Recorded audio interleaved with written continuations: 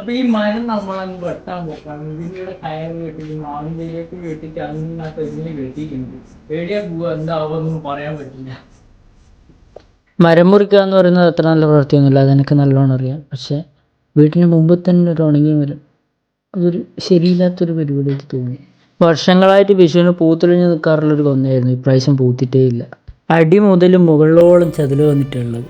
മനുഷ്യരായാലും മരങ്ങളായാലും എല്ലാവർക്കും ഓരോ EPIC time ഉണ്ടാവുമല്ലോ, അത് കഴിഞ്ഞാൽ പിന്നെ വെറുതെ ഇങ്ങനെ ജീവിച്ച പോലെ നിന്നിട്ട് കാര്യമില്ല.